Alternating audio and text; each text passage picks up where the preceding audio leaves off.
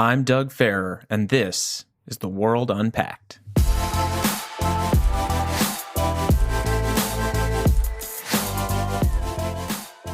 What does the U.S. government know about UFOs? The Pentagon. U.S. government officials examined 144 reports of UAPs like these and still don't know what 143 of them were. On June 25th, the U.S. government released a 9-page report, and it concluded that there are unidentified flying objects that no one can explain. Americans often thought of flying saucers as a punchline and the people who saw them as a little nuts. But this report describes highly trained military pilots flying billion-dollar aircraft who are not only seeing these inexplicable objects, but tracking them with their radar, infrared, and weapon targeting systems. Did UFOs just jump from Hollywood movie plots to a serious national security concern? Joining me today to discuss the report is Shane Harris, a Washington Post reporter who covers intelligence and national security. We'll unpack the report's findings, and yes, we'll talk about aliens. Here we go. Shane, welcome to the podcast. Hi, thanks for having me. So before we dive in, just tell us a little bit about yourself. Sure. Well, I've been a journalist for about 22 years now, covering intelligence and national security for most of that, really since the 9/11 attacks when I was a young reporter. Now I'm at the Washington Post, where I cover intelligence primarily, so the CIA, the Director of National Intelligence, and lately weird things flying around in the sky that we can't explain. An excellent segue. So speaking of weird things flying in the sky, I read the report, and when I have to confess, when I think about unidentified flying objects, I think about Randy Quaid in the movie Independence Day, who portrays that drunk pilot that insists he's been kidnapped by aliens. I've been saying it for 10 damn years. Ain't I been saying it again? Here we are. Office of the Director of National Intelligence is issuing a serious report on these unidentified aerial phenomena, which they're calling, obviously, UAPs, but also some people could call them UFOs. So how did we get from fringe weirdos to the IC taking this seriously? Yeah, I mean, it is a moment to just stop and take stock of that, really, isn't it? Where, I mean, this is the chief intelligence officer of the United States government coming out with a report about this. This probably goes back several years to there's a long history of the military investigating unidentified flying objects, in the 1950s, the 60s, we don't have to go into all of that. But, it was not that long ago, probably what you would pinpoint as the beginning of this more serious discussion was the New York Times famously had this scoop, which was co-authored by actually a journalist named Leslie Kean, who has kind of been, the preeminent serious journalist writing thoughtfully about unidentified flying objects, that released this footage taken from Navy aircraft of UFOs, of things flying around that they could not identify. So by definition, UFOs. And what was revealed was that the Pentagon had this program where they were essentially trying to understand these phenomena and give some description to them and maybe determine what they were. You kind of fast forward through that, there have been more sightings, there's been more footage released. And what we've learned is that, more or less behind the scenes, the government has been trying to apply a little bit more rigor to this study of UAPs, as they call them, which heretofore had kind of been more the land of folklore. I mean, you hear military pilots and commercial pilots all the time talking about strange things they've seen in the sky. There was never really, at least not in recent history, a formal program for trying to assess that. And then ultimately, there was a requirement put into legislation for the ODNI, the Director of National Intelligence, to basically come forward and say what they could in an unclassified setting about what the government knows and what it thinks about these incidents, some 12 dozen or so of which have been documented in witness statements and in other sensor captures and things like this, mostly by the military. So that's how we got to where we're at in this moment, where this somewhat fanciful and often derided subject is being taken very seriously by the government. Well, it's exciting, I have to say. But when you read the report, it's only 9 pages, not super thorough.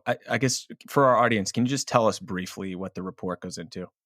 Yeah, the report says there were 144 incidents, as it describes them. And an incident is just someone saw something or something got picked up on a sensor that they looked at. And they said of these 144, we could really only positively explain one of them, which is a little bit unsatisfying and kind of a little mystifying too.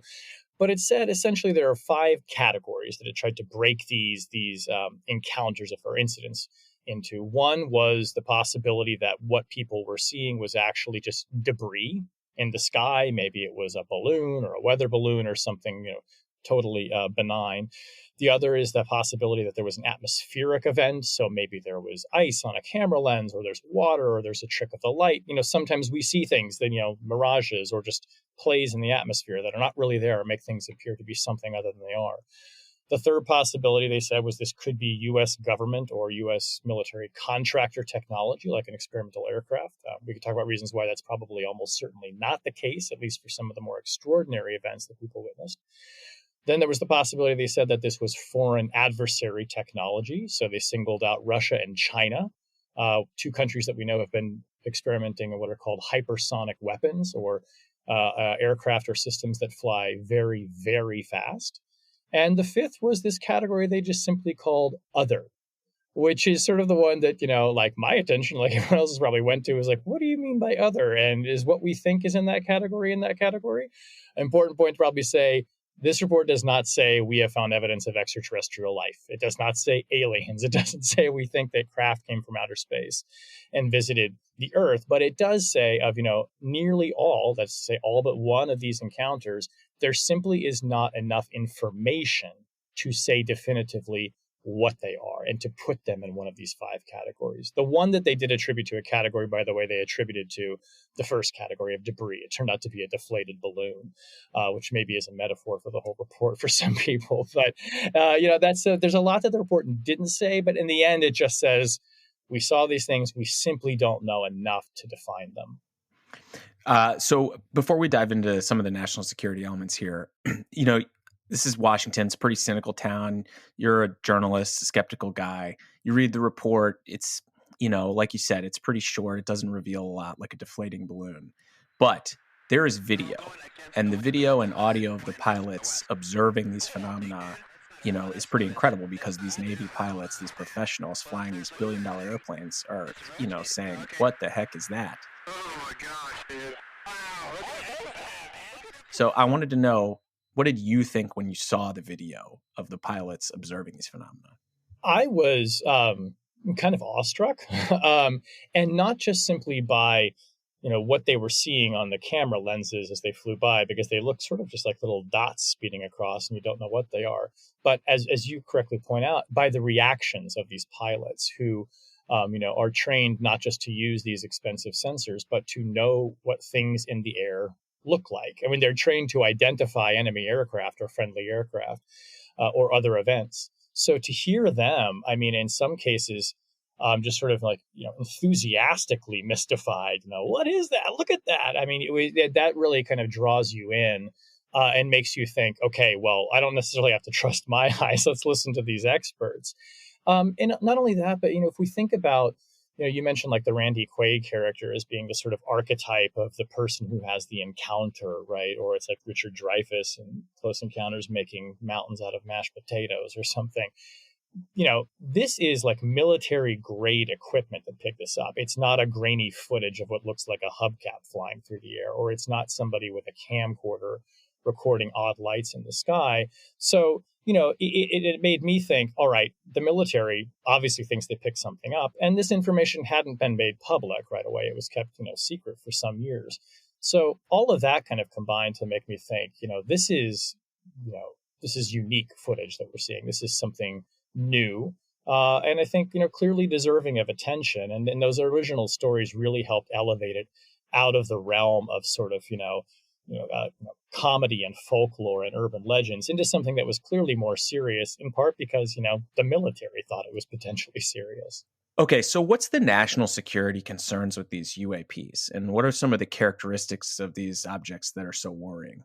So the question of why is it worrying is probably more applies to if it's the latter category of a foreign adversary system. It would be worrying because, and the witness statements and the report actually attest this too, we're talking about objects that are flying outside of what the report calls normal flight characteristics, which is kind of a technical way of saying these things don't behave like craft made by humans. They're flying at incredible rates of speed.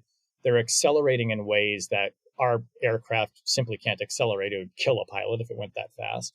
They're kind of stopping in midair. They're doing all of this without any evidence of visible propulsion. So there's not a jet, there's not a propeller on them. And they're bouncing around and behaving in what appears to be an erratic way that just doesn't respect the laws of physics, to put it plainly. If an adversary like China or Russia has developed that, and we don't have anything that we know of in our arsenal like that, then they have significantly advanced beyond us in the development of aeronautics, of aerospace, of aviation, of weapon systems. That would be a pretty extraordinary intelligence failure if they had secretly been developing an airplane or even a drone that can do all these things and it was taking us by surprise. And not only that, but is able to get near a aircraft carrier or near a warship or get very, very close to a plane or be inside our airspace. These are all things that the military, the reason for the military is to prevent hostile aircraft from doing all of those things. So if it's an enemy system, then right there you can kind of see the problem. One of the categories is U.S. government or industry developmental programs. So something that could be a classified program by the U.S. And the folks you talk to in the Pentagon and in your research, do you think this is a likely category for a large number of these sightings? No, I don't, actually. And it was a little bit surprising to see it as a category in the report from, people who we've spoken to and other journalists have talked to. They're pretty convinced, these are people who kind of talk off the record, that it's not U.S. government technology. It's not a contractor that's building something secretive, analogous to how in decades past, Lockheed Martin or the Air Force would have, or the CIA even would develop, supersonic aircraft and surveillance craft, which in some cases were mistaken for UFOs by the public at large. I think it's also reasonable to expect that if there were an explanation for this as straightforward as it's a secret Air Force airplane or a secret Navy plane, you wouldn't have seen, the Pentagon spending all of this time and money at the direction of Congress on figuring out what it was. Somebody would have just come back to a lawmaker and said, yeah, you don't need to put this line item in the budget. It's ours. So we would have answered that question and not gone through all these years of research and mystery. The report talks about something called signal management. What's that all about? So that means that, these objects are doing something that is analogous to when a U.S. or when an aircraft or another system tries to make you think that there's something there on the radar that's not. So is it or jamming your radar, trying to interfere with your ability to scan it or to gather information about it. And that's interesting because if it's doing something that we've seen enemy aircraft or adversary aircraft do to try and block us or fake us out, which is also something that we know how to do, that might nudge it into the category of, it's an adversary technology, right? It's behaving in ways that we've seen adversary technology behave before. It's doing signals management. That sort of breaks down, though, when you get to the eyewitnesses' accounts of things like, the pilot who said he saw an object bouncing around that looked like a flying tic-tac, and that accelerated to thousands of miles an hour and then disappeared in front of his eyes. We don't know how to do that. When we come back, I'll ask Shane all about the national security implications of this report and whether or not he thinks these unidentified aerial phenomena are extraterrestrial.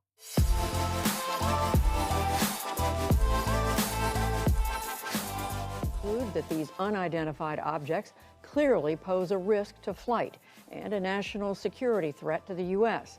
But the larger question is this alien life? Remains unanswered. For weeks now, lawmakers on intelligence committees are demanding answers. There's enough obvious evidence here that we need to take this seriously, not downplay it. So if you're a leader at the Pentagon, you're Secretary of Defense all of a sudden, Shane, how worried are you about these phenomena relative to more traditional security threats like terrorism or nuclear war? I guess, is this a sideshow? I wouldn't say if I were Secretary of Defense, I don't know that I would be as worried about these as those other events, in part because, as far as we know anyway, none of these encounters have been hostile. If these are adversary craft, then presumably they're gathering information and intelligence. They're doing reconnaissance or they're testing our systems to see how we respond. They're not attacking anyone or any particular facility. So unlike, terrorists who are actively plotting to harm people and to destroy property.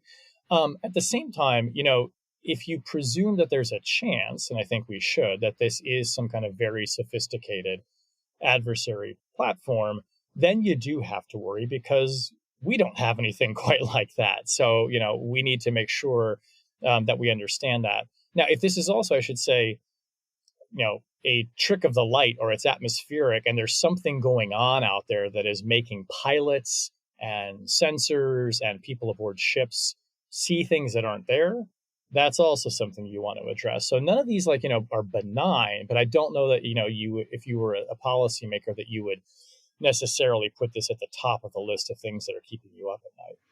So you mentioned an adversary platform.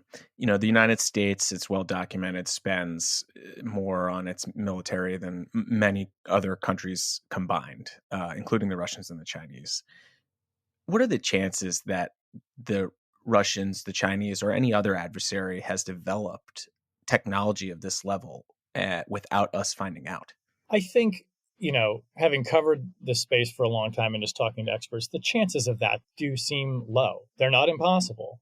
But something like this, you would have to assume, I think, a technology this advanced would be pretty difficult to hide. You'd think you would see kind of echoes of it or, traces of it out there someplace. Also, these are craft that are just doing things that are beyond our understanding of aerodynamics. And I don't know that you could say that any country, including ours, has gone so far past the threshold of physics that we could do something like this. There's no real, I think, reason to believe that the Chinese or the Russians have secretly done so. We should note there are some encounters that have been noted where pilots and sailors have seen objects in the sky that do look like what drones might do. They hover, they kind of loiter. Those very well could be some kind of, Chinese or Russian system that is just able to stay in the air a lot longer. The ones that are the more extraordinary flight characteristics are harder to explain. So I think that for at least, those extraordinary ones, it's hard to imagine that that is a Russian or a Chinese system. I guess I'd be more inclined to believe in those cases, if we're not going in the other category, that there is a more stronger possibility, perhaps, that there is some kind of anomaly that's making people see things. Or, we might even hold out, we're kind of getting into the realm maybe of science fiction here, but, has an adversary developed a way to project something that makes us think that something is there, or is tricking our sensors into believing something is there that's not? Holographic technology or something. That seems to me perhaps more plausible than, the Chinese have developed some kind of super plane that can, accelerate to 15,000 miles an hour on a dime. A psychological warfare instead of, impossible physical aerodynamics, I guess. Right. Do you get the sense from the work you did with your sources that there's a lot more under the surface here, or are they really just not sure what this is and just trying to figure it out? My sense is that the classified version, if you like, of this report just goes into more detail about the encounters. It doesn't come to a conclusion, as far as we know, from talking to people who've read it. It doesn't say, or doesn't say like, we think it's a high likelihood that it's X that people are seeing.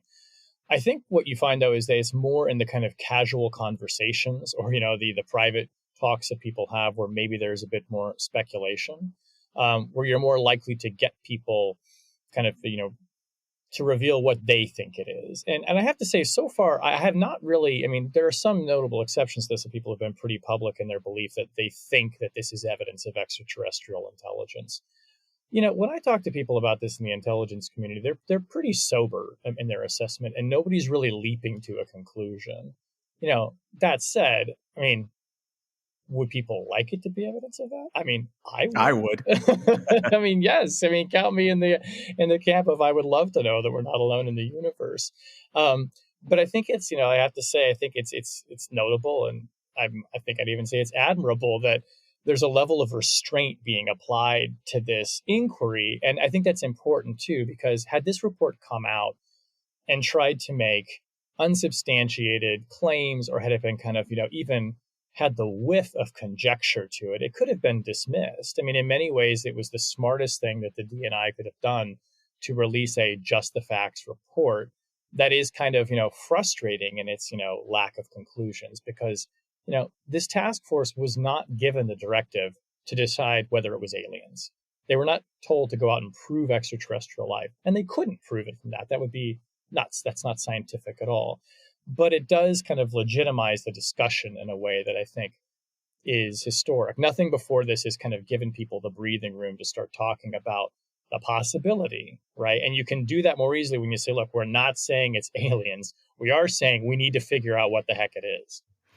Okay, so to that point, at the end of some of your reporting, you mentioned that the Pentagon announced they would develop a plan to formally carry on the mission, and that the task force work on this wouldn't end. So what does that look like? What do you think over the next year and years to come that will come out on this?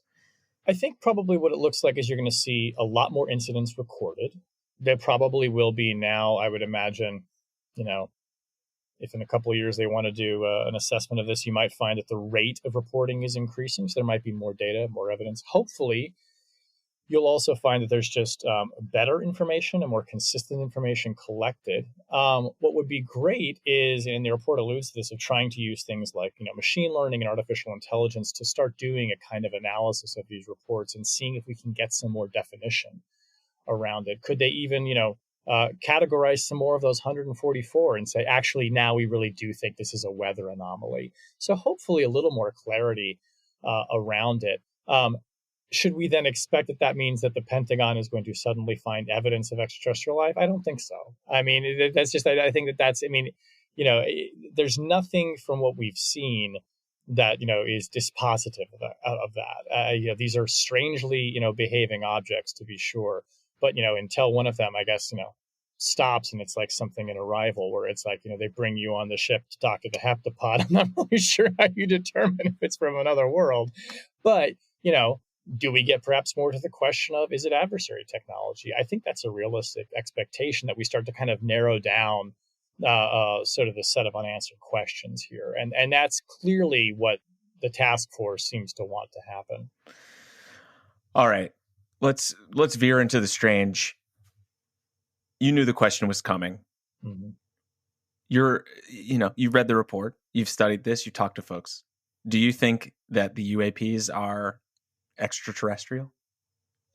I honestly don't know. I don't know what they are.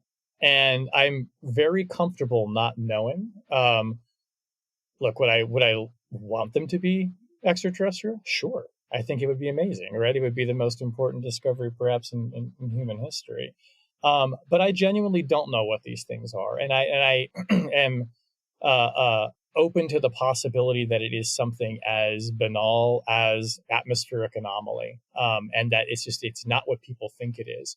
And I think it's important that we not jump to conclusions on it. That doesn't mean I think that, that the search for extraterrestrial intelligence is not a serious discipline and not a worthy subject. I think it is. I think a lot of scientists would agree with that. It doesn't mean that we have to put the military in the business of trying to prove that question, but this is evidence of something. It's evidence of something extraordinary, even if it is 18 incidents of, atmospheric conditions that make pilots think they're looking at an aircraft that's not really there. That's pretty exceptional. And kind of a fascinating thing and important to study. So, I don't know what they are, and I'm surprisingly okay with that. Shane, thank you so much for coming on. We really appreciate it. It's my pleasure. Thanks for having me. Hey, thanks so much for listening. We want to hear from you, so email us at podcasts@ceip.org. And you can find me on Twitter at Douglas L. Farrer. That's Farrar. If you like the show, please hit that subscribe button and leave us a review or a rating. The World Unpacked is produced by the Carnegie Endowment for International Peace. Our audio engineer is Tim Martin, and our executive producers are Cliff Jayapranada and Clarissa Guerrero.